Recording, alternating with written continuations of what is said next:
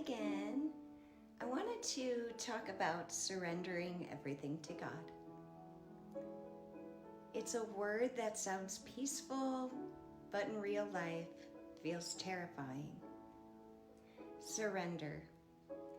Because surrender sounds like losing, it sounds like giving up, it sounds like letting go of the very things we've been holding together with all of our strength.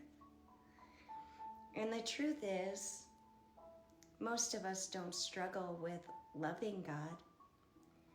We struggle with trusting Him enough to release control.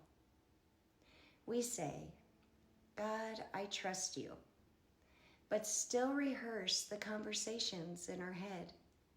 We still check our phone.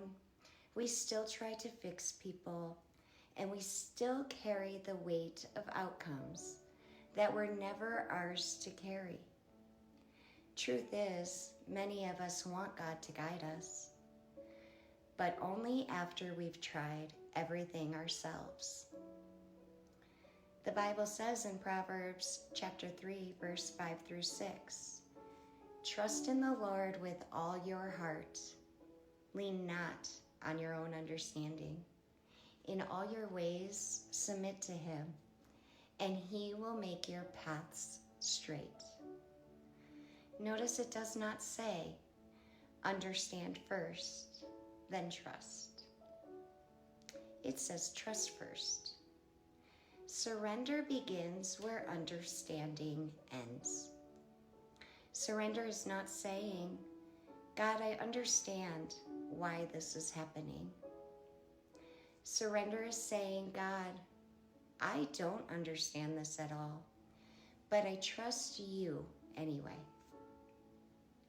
Many of us are exhausted not because life is heavy, but because we're carrying things God never assigned to us.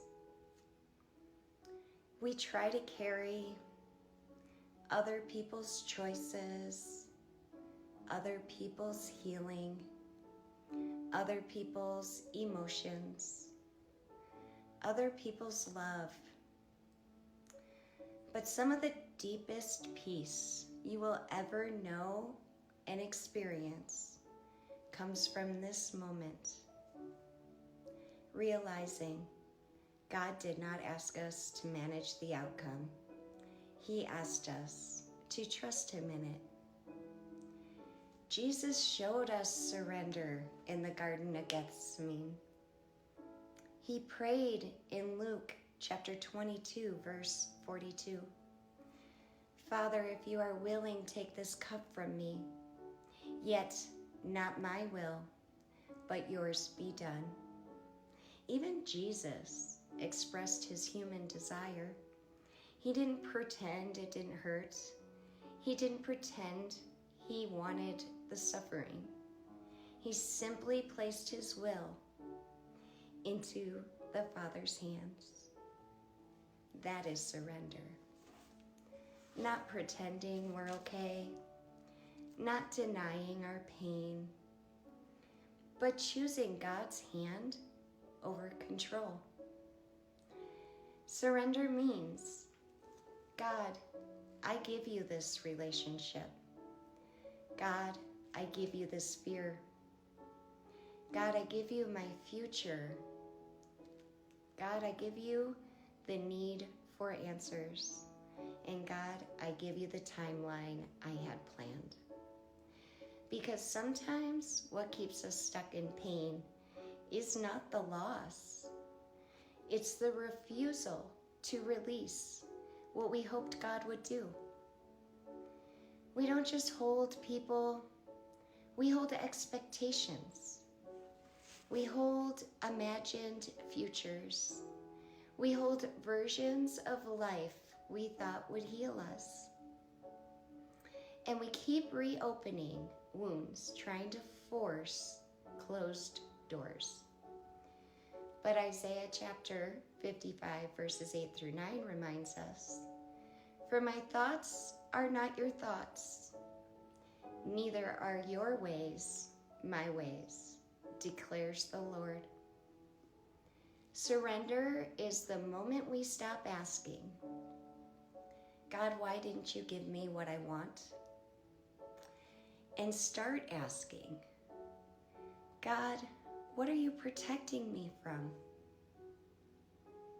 Here's the mystery of surrender. When we release control, we do not lose our life. We finally receive peace, because peace does not come from getting the outcome we wanted.